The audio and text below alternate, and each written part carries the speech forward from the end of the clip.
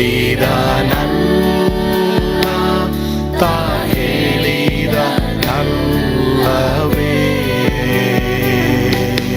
ನಾ ಕೈ ಬಿಡೆನು, ನಾ ಕೈ ಬಿಡೆನು. ಆ ಮಾತು ಹೇಳಿದನಲ್ಲ, ತಾ ಹೇಳಿದನಲ್ಲವೇ.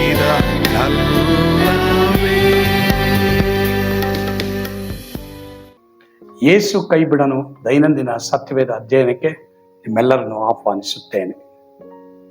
ಇಂದು ನಾವು ಆದಿಕಾಂಡ 24:59 67 ವಚನವನ್ನ ನಾವು ಧ್ಯಾನ ಮಾಡಲಿದ್ದೇವೆ. ನಿನ್ನಿಂದ ಲಕ್ಷಾಂತರ ಸಂತಾನವಾಗಲಿ. ಈ ವಿಷಯದ ಕುರಿತು ಈ ಭಾಗದಲ್ಲಿ ನಾವು ಕಲಿಯೋದಕ್ಕೆ ಹೋಗ್ತೇವೆ. ಓದ್ಕೊಳ್ಳೋಣವಾ? ಆಕೆ ಹೋಗುತ್ತೇನೆ ಅನ್ನಲು ಅವರು ತಮ್ಮ ತಂಗಿಯಾದ ರೆಬೆಕ್ಕಳನ್ನು, ಆಕೆಯ ದಾದಿಯನ್ನು, ಅಬ್ರಹಾಮನ ಸೇವಕರನ್ನು, ಅವನ ಸಂಗಡ ಬಂದ ಮನುಷ್ಯರನ್ನು ಸಾಗ ಕಳುಹಿಸಿದರು. ಮತ್ತು ರೆಬೆಕ್ಕಳಿಗೆ, ತಂಗಿಯೇ, ನಿನ್ನಿಂದ ಲಕ್ಷಾಂತರ ಸಂತಾನವಾಗಲಿ, ನಿನ್ನ ಸಂತಾನದವರು ತಮ್ಮ ವೈರಿಗಳ ಪಟ್ಟಣಗಳನ್ನು ಸ್ವಾಧೀನ ಮಾಡಿಕೊಳ್ಳಲಿ ಎಂದು ಹೇಳಿ ಅರಸಿದರು. ರೆಬೆಕ್ಕಳು ಆಕೆಯ ದಾಸಿಯರು ಒಂಟೆಗಳ ಮೇಲೆ ಹತ್ತಿದವರಾಗಿ ಅಬ್ರಹಾಮನ ಸೇವಕನ ಹಿಂದೆ ಹೋದರು. ಹೀಗೆ ಆ ಸೇವಕನು ರೆಬೆಕ್ಕಳನ್ನು ಕರೆಕೊಂಡು ಹೊರಟನು. ಅಷ್ಟರಲ್ಲಿ ಈಸಾಕನು ಲಹೈರೋಯಿ ಬಾವಿಗೆ ಬಂದಿದ್ದನು. ಕಾನಾನ್ ದೇಶದ ದಕ್ಷಿಣ ಸೀಮೆಯಲ್ಲಿ ವಾಸವಾಗಿದ್ದನು. ಅವನು ಸಂಜೆ ವೇಳೆಯಲ್ಲಿ ಧ್ಯಾನ ಮಾಡುವುದಕ್ಕೋಸ್ಕರ ಅಡವಿಗೆ ಹೋಗಿದ್ದಾಗ ಕಣ್ಣೆತ್ತಿ ನೋಡಲಾಗಿ ಒಂಟೆಗಳು ಬರುವುದನ್ನು ಕಂಡನು. ರೆಬೆಕ್ಕಳು ಕಣ್ಣೆತ್ತಿ ಇಸಾಕನನ್ನು ನೋಡಿ ಒಂಟೆಯಿಂದ ಬೇಗ ಹಿಡಿದು ತನ್ನನ್ನು ಎದುರುಗೊಳ್ಳುವುದಕ್ಕೆ ಅಡವಿಯಲ್ಲಿ ನಡೆದು ಬರುವ ಆ ಮನುಷ್ಯನು ಯಾರೆಂದು ಆ ಸೇವಕರನ್ನು ಕೇಳಿದಳು. ಅವನೇ ನನ್ನ ದಣಿ ಎಂದು ಅವನು ಕೇಳಿದಾಗ ಆಕೆ ಮುಸುಕು ಹಾಕಿಕೊಂಡಳು. ಆ ಸೇವಕನು ತಾನು ಮಾಡಿದ ಕಾರ್ಯಗಳನ್ನೆಲ್ಲ ಈಸಾಕನಿಗೆ ತಿಳಿಸಿದ ನಂತರ ಈಸಾಕನು ಆಕೆಯನ್ನು ತಾಯಿಯಾದ ಸಾರಳ ಗುಡಾರಕ್ಕೆ ಕರೆದುಕೊಂಡು ಹೋದನು. ಈ ರೀತಿಯಾಗಿ ಅವನು ರೆಬೆಕ್ಕಳನ್ನು ವರಿಸಿದನು. ಆಕೆ ಅವನ ಹೆಂಡತಿಯಾದಳು.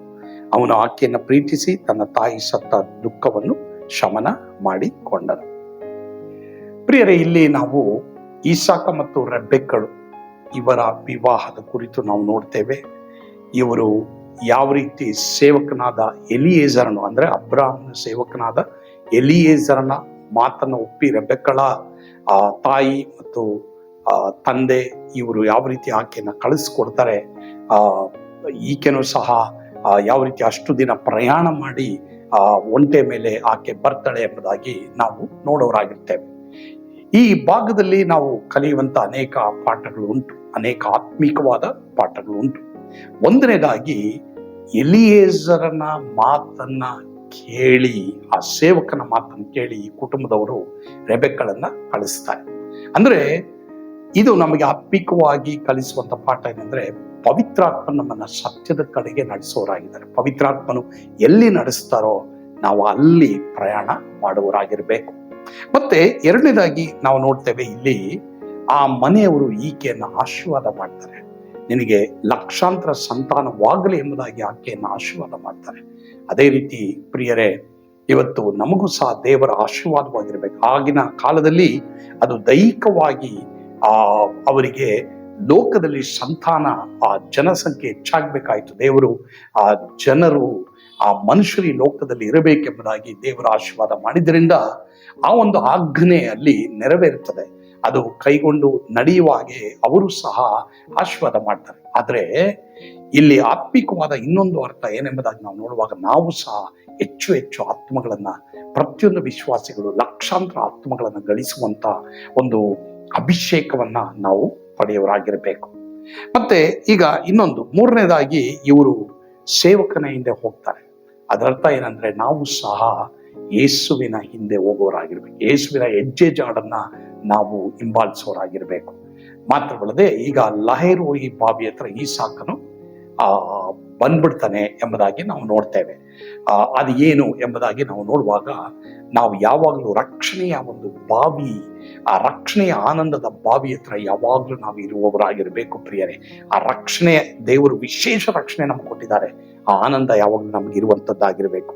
ಮಾತ್ರವಲ್ಲದೆ, ಈಗ ಈಸಾಕನ ಏನ್ ಮಾಡ್ತಾರೆ, ರೆಬೆಕ್ಕಳನ್ನ ಕಾಣ್ತಾನೆ. ರೆಬೆಕ್ಕಳು ಈಸಾಕನನ್ನ ಕಂಡು ಸೇವಕನನ್ನ ಕೇಳ್ತಾರೆ, ಆತನು ಯಾರು? ಆತನೇ ನಿನ್ನ ದಣಿ ಎಂಬುದಾಗಿ ಹೇಳುವಾಗ ಆಕೆ ಒಂಟೆಯಿಂದ ಕೆಳಗೆ ಇಳಿತಾಳೆ ಎಂಬುದಾಗಿ ನಾವು ನೋಡ್ತೇವೆ. ಮತ್ತೆ ಮನೆಯೊಳಗೆ ಆಕೆ ಪ್ರವೇಶ ಮಾಡ್ತಾರೆ. ಹೀಗೆ ಈಸಾಕನು ಆಕೆಯನ್ನ ಪ್ರೀತಿ ಮಾಡಿ ಸೇರಿಸ್ಕೊಳ್ತಾನೆ ಎಂಬುದಾಗಿ ನಾವು ನೋಡ್ತೇವೆ. ಇದರಿಂದ ನಾವು ಕಲಿಯುವಂತ ಪಾಠ ಏನೆಂಬುದಾಗಿ ನಾವು ನೋಡುವಾಗ, ಕುಟುಂಬದಲ್ಲಿ ಒಬ್ರಿಗೊಬ್ರು ಅಧೀನತೆಯನ್ನ ನಾವು ನೋಡೋರಾಗಿರ್ಬೇಕು. ಮಾತ್ರವಲ್ಲದೆ ಮೊದಲಿಗಿತ್ತಿಯಾದ ನಾವು ಮೊದಲಿಂದನಾದ ಯೇಸುವಿಗೆ ಯಾವಾಗಲೂ ತಗ್ಗಿ ಬಗ್ಗೆ ನಾವು ನಡೆಯುವಾಗ ಖಂಡಿತವಾಗಿ ನಮಗೂ ಸಹ ಆಶೀರ್ವಾದ ಇರುತ್ತೆ ಎಂಬುದಾಗಿ ನಾವಿಲ್ಲಿ ನೋಡ್ತೀವಿ. ಒಂದು ವೇಳೆ ಅಂತ ಆಶೀರ್ವಾದ ನಿಮ್ಮ ಕುಟುಂಬದಲ್ಲಿ ಇಲ್ವಾ, ಆ ತಗ್ಗಿ ಬಗ್ಗೆ ನಡೆಯುವಿಕೆ ನಿಮ್ಮ ಕುಟುಂಬದಲ್ಲಿ ಇಲ್ವಾ, ಪ್ರಿಯರೇ, ಈ ಸಂದರ್ಭದಲ್ಲಿ ಈ ಭಾಗದ ಮೂಲಕವಾಗಿ ದೇವರು ನನಗೆ ನಿಮಗೆ ತಿಳಿಸ್ತಾ ಇದ್ದಾರೆ. ಕುಟುಂಬದಲ್ಲಿ ಒಬ್ರಿಗೊಬ್ರು ತಗ್ಗಿ ಬಗ್ಗೆ ನಡಿಬೇಕು.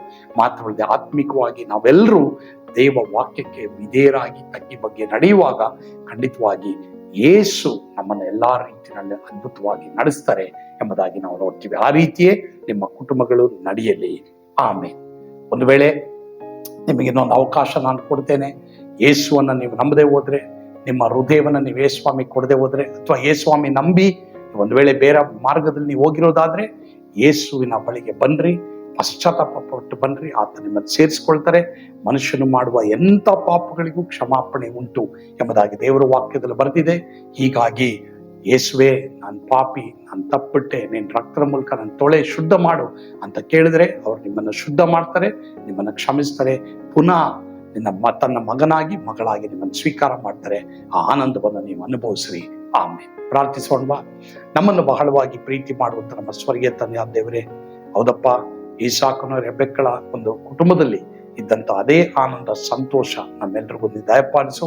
ಮಾತ್ರವಲ್ಲದೆ ಆತ್ಮಿಕ ಜೀವಿತದಲ್ಲೂ ಯೇಸುವಿನೊಂದಿಗಿನ ಅನ್ಯೋನ್ಯತೆಯನ್ನು ಆಶೀರ್ವಾದ ಮಾಡು. ಯೇಸುವಿನ ಹೆಸರಿನಲ್ಲಿ ಪ್ರಾರ್ಥಿಸ್ತೇವೆ ದೇವರೇ, ಆಮೇಲೆ. ಕರ್ತನು ತಾನೇ ನಿಮ್ಮೆಲ್ಲರನ್ನ ಆಶೀರ್ವಾದ ಮಾಡಲಿ. ಸ್ವರ್ಗದ ಆನಂದ ನಿಮ್ಮೆಲ್ಲರನ್ನು ತುಂಬಿ ತುಳುಕಲಿ. ಆಮೇಲೆ. God bless you.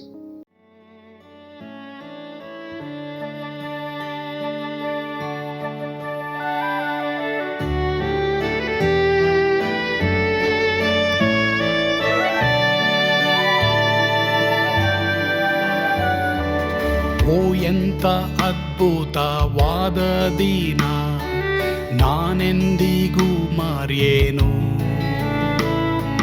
ಪಾಪಂಧಕಾರದೊಳ್ ಅಲೆದೇನ, ರಕ್ಷಕನ ಕಂಡೇನು. Komala ಕರುಣೆಯುಳ್ಳ Yesu N ಕೊರತೆ ನೀಗಿದ.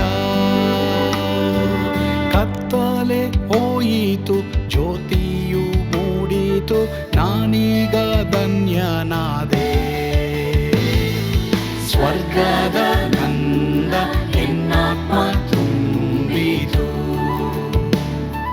ಶಿಲುಬೆನಾಗ ಎನ್ ಸ್ವಸ್ಥ ಗೈದನು. ಎನ್ ಪಾಪ ತೋಳೆದ, ಈರುಳ ದಿನಕ್ಕೆ ತಿರುಗಿದ. ಸ್ವರ್ಗದ ನಂದ ಎನ್ನಾತ್ಮ ತುಂಬಿತು.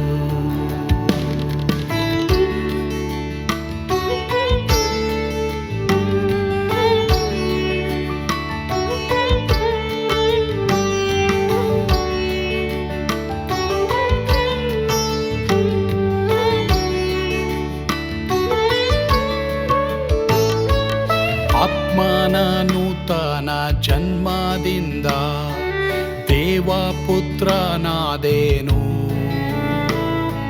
ನೀತಿ ನಿರ್ಣಯವ ಹೊಂದಿದೇನು, ಭಾಗ್ಯವಂತನಾದೇನು. ಪಾಪಾತ್ಮನಾಗಿ ನಾ ಬಂದಾಗಲೇ ಆಶೀರ್ವಾದ ಸಿಕ್ಕಿತು. ಕೃಪೆಯ ಮೂಲವೇ ರಕ್ಷಣೆ ಹೊಂದಿದೆ, ಸುನಾಮ ಕೊಂಡಾಡುವೆ. ಸ್ವರ್ಗದ ನಂದ ಎನ್ನಾತ್ಮ ತುಂಬಿತು, ಶಿಲುಬೆನಾಗ ಎನ್ ಸ್ವಸ್ಥ ಗೈದನು. ಎನ್ ಪಾಪ ತೋಳೆದ, ಈರುಳ ದಿನಕ್ಕೆ ತಿರುಗಿದ. ಸ್ವರ್ಗದ ನಂದ ಎನ್ನಾತ್ಮ ತುಂಬಿತು.